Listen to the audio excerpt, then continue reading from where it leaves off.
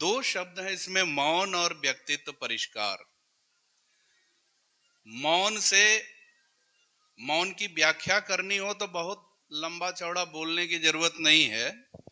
केवल दो लाभ तो स्पष्ट रूप से मौन से होता है। एक तो आपकी ऊर्जा का क्षरण नहीं होता है।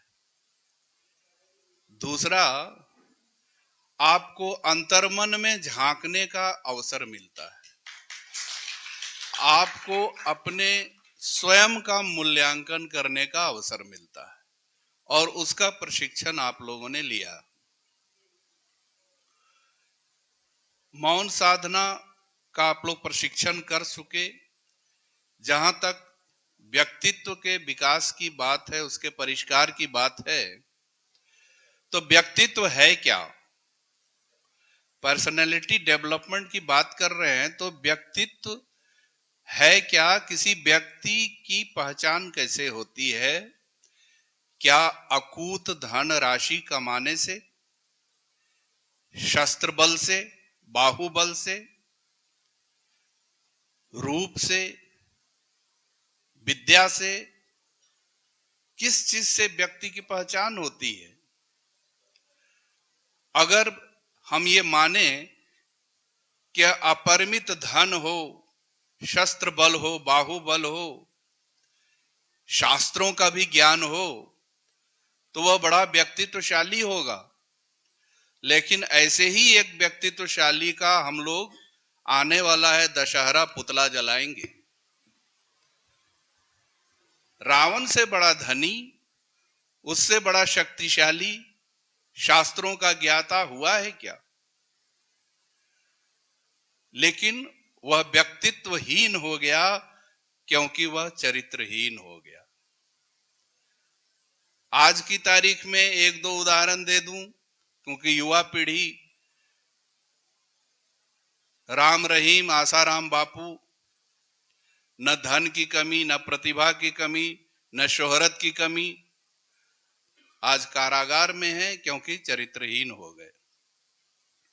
तो व्यक्तित्व का जो सबसे मजबूत पक्ष है वो है चरित्र।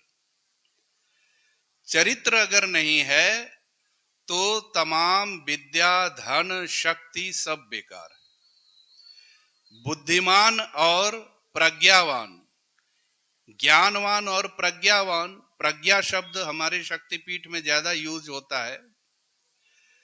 ज्ञानवान कोई भी हो सकता है, बुद्धिमान कोई भी हो सकता है। जो शास्त्रों का अध्ययन करेगा वो ज्ञानवान हो जाएगा।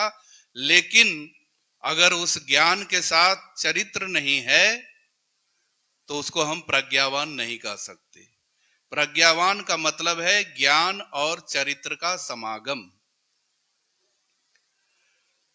अब आप लोग युवा हैं, आप लोग को जीवन में कुछ हासिल करना है, सफल होना है, तो यहां सफल शब्द को भी परिभाषित करना होगा कि आप किसको सफलता मानते हैं। बहुत सारा धन कमाना वह सफलता है, बहुत बड़ा पद पा लेना वह सफलता है? क्या है आपके जीवन में सफलता की परिभाषा?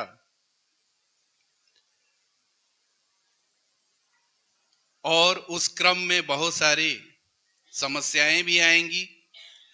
जहां तक धन की बात है, एक घटना गुरुदेव की मैं आपको सुनाना चाहूंगा कि एक सेठ और उनकी धर्मपत्नी गुरुदेव से मिलने गए और सेठ जी का चेहरा जो है बिल्कुल उसी तरह का लग रहा था जैसे पंचर की दुकान पर टायर खूंटे से लटका होता है।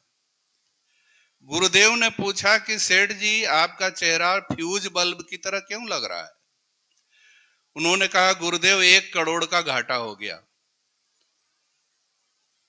गुरुदेव ने कहा, चलो अगली बार क्षतिपूर्ति हो जाएगी। तभी सेठानी बोल पड़ी कि गुरुदेव ये झूठ बोल रहे हैं। इन्होंने 12 करोड़ के मुनाफे का अनुमान लगाया था, 11 करोड़ मुनाफा हुआ, उसी 1 करोड़ को ये घाटा बता रहे हैं। तो धन की लिप्सा कभी समाप्त नहीं होती। और मैं दुनिया के सबसे अमीर और सबसे सुखी आदमी से भी मिल चुका हूं। अब आप कहेंगे कि बड़ी लंबी फेंक रहा है, इसकी क्या औकात जो बिल गेट्स से मिल लेगा। लेकिन मेरी नजर में वह आदमी दुनिया का सबसे सुखी और सबसे अमीर आदमी था। 14 जनवरी की रात, मकर संक्रांति का दिन, कड़ाके की ठंड और DLW के फ्लाईओवर के नीचे एक भिखारन बैठी थी। मैं कुछ गर्म कपड़े, कुछ कंबल लेके निकला था कि जरूरतमंदों को मदद करूंगा। नजर पड़ी मेरी, मुझे लगा कि ये सबसे ज्यादा जरूरतमंद है। उसने फटे पुराने अखबार से अपने पांवों को ढक रखा था। जब मैं उसके निकट पहुंचा तो गुदड़ी का लाल बोल उठा। उस अखबार के नीचे उसका बच्चा बैठा था उसकी गोद में, और वो बच्चा कहता है, माई, इतना ठंड में दलिद्रन के बचवन के का हाल होत होई। अब आप इमेजिन करिए, वह बच्चा एक भिखारिन का पुत्र है, अपनी मां की गोद में पुल के नीचे बैठा है, फटा पुराना अखबार ओढ़े है, और वो कह रहा है दरिद्रों के बच्चे इस ठंड में कैसे गुजारा करते होंगे। दुनिया का सबसे अमीर आदमी मैंने उसको माना, क्योंकि वह अपनी उस विपन्ना अवस्था में भी खुश था, संतुष्ट था, और न केवल प्रसन्न था बल्कि अपने से भी विपन्न स्थिति में रह रहे बालक की चिंता भी कर रहा था। ये बहुत बड़ी बात है। हम लोग दुखी होते हैं कि हमारे पैरों में महंगे जूते क्यों नहीं हैं। जरा सोचिए उनका क्या होगा जिनके पांव ही नहीं है। तो इच्छाएं अनंत हैं और धन की भी कोई सीमा नहीं है कमाने की। व्यक्तित्व का जुड़ाव, जैसा मैंने बताया, कि न धन से है, न पद से है, न किसी तरह के पावर से है। जब यहां से टिकट कटेगा, ऊपर जाएंगे, तो चित्रगुप्त महाराज ये नहीं देखेंगे कि आप कलेक्टर थे कि प्रोफेसर थे कि डॉक्टर थे कि इंजीनियर थे। कर्म क्या किया आपने, धरती पर कौन से कर्म किए, उसका लेखा जोखा होगा। और एक छोटी सी कहानी, चूंकि हमारे अग्रज, हमारे वरिष्ठतम, उनका भी आशीर्वाद हमें लेना है, सुनना है। महाराष्ट्र में एक जगह है सांगली, वहां खास करके युवा भाई बहनों के लिए ये घटना सुना रहा हूं। वहां एक दरिद्र परिवार में एक बालक का जन्म हुआ, और 2 भाई थे, एक उससे बड़ा, वो छोटा। दोनों गए अपने गांव के निकटतम रेलवे स्टेशन पर साइकिल से, और वहां हजारों की भीड़ जुटी हुई थी।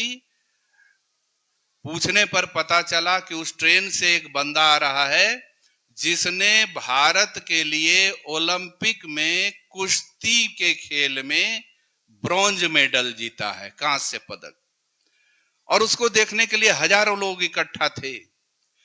उस बालक ने संकल्प लिया कि एक दिन मैं भारत के लिए ओलंपिक में कुश्ती में गोल्ड मेडल लेके आऊंगा। स्कूल गया, टीचर सबसे पूछ रहे थे तुम क्या बनोगे, तुम क्या बनोगे बड़े होकर।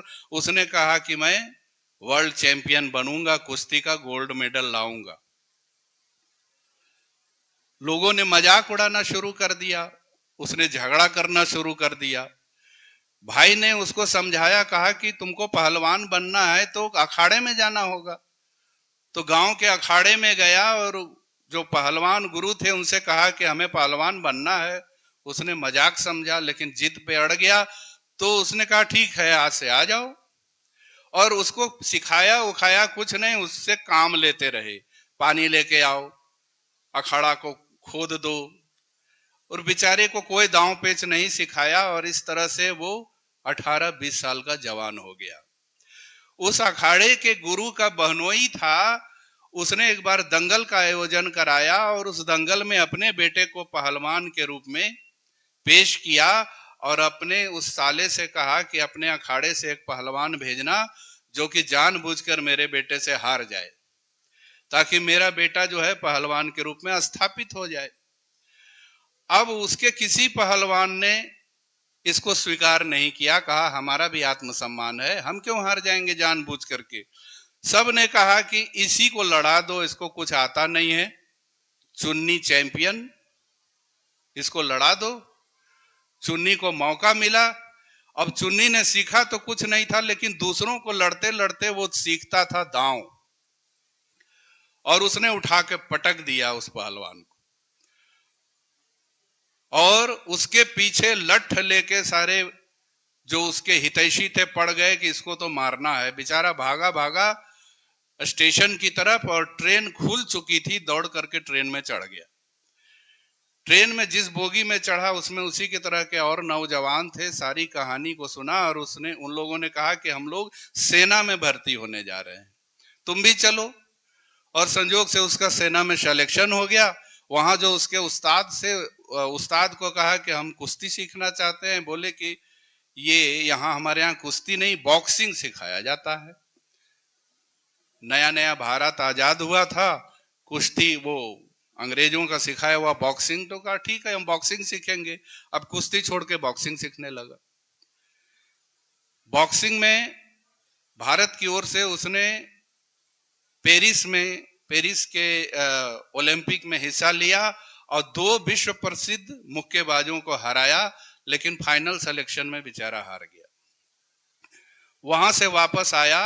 1971 का बांग्लादेश का युद्ध शुरू हो गया। पाकिस्तान से बांग्लादेश को अलग कराने के लिए जो भारत ने अटेम्प्ट किया था, उसमें पाकिस्तानी बम वर्षकों ने इतने बम गिराए, इतनी गोलियां बरसाई आसमान से कि उसके शरीर में 7 गोलियां लगी और 1 गोली उसके रीढ़ के हड्डी में लगी।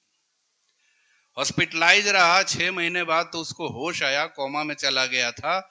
उसके बाद वो बड़ा निराश हुआ, खड़ा भी नहीं हो पाता था। तो डॉक्टरों ने कहा कि तुम तैराकी सीखो। सेना का हॉस्पिटल था, वहां स्विमिंग पूल था, तुम तैराकी सीखो और इसी में तुम अपना कैरियर ढूंढो, और तैरोगे तो हो सकता है तुम्हारी नसें खुल जाएंगी। उसने तैराकी सीखनी शुरू की और फिर वर्ल्ड रिकॉर्ड के करीब पहुंच गया टाइमिंग के हिसाब से। फिर उसने कहा कि मैं कैसे हिस्सा ले सकता हूं ओलंपिक में। तो ये बताया गया कि अब पारा ओलंपिक शुरू हुआ है जिसमें विकलांग खिलाड़ी भाग लेते हैं। तो पारा ओलंपिक में उसने हिस्सा लिया और भारत के लिए तैराकी में गोल्ड मेडल जीत के लाए। गांव के एक गरीब परिवार का लड़का कुश्ती से शुरू करता है, बॉक्सिंग में आता है और शारीरिक रूप से विकलांग होने के बावजूद एक नई विधा तैराकी में भाग्य आजमाता है और फाइनली अपना सपना पूरा करता है, गोल्ड मेडल लेके आता है। तो जीवन में हमें ऐसी घटनाओं के बारे में सुनना पढ़ना चाहिए जिससे प्रेरणा मिलती है। जीवन तो संघर्षपूर्ण है ही, सफलता प्राप्त करनी है, जीवन को व्यक्तित्वशाली बनाना है खुद को, तो तलवार की धार पर चलने जैसा है। आगे बढ़ेंगे तब भी पैर कटेगा, पीछे हटेंगे तब भी पैर कटेगा, रुक जाएंगे तब भी पैर कटेगा, लेकिन आगे बढ़ते जाना है। और ये सोच करके आगे बढ़ना है कि यह जो जीवन में जिसको मैंने अपना लक्ष्य बनाया है, सबका लक्ष्य अलग अलग हो सकता है, जिसको मैंने अपना लक्ष्य बनाया है उस लक्ष्य को प्राप्त करके रहूंगा और मेरा ईश्वर, मेरे गुरुदेव मेरे साथ हैं।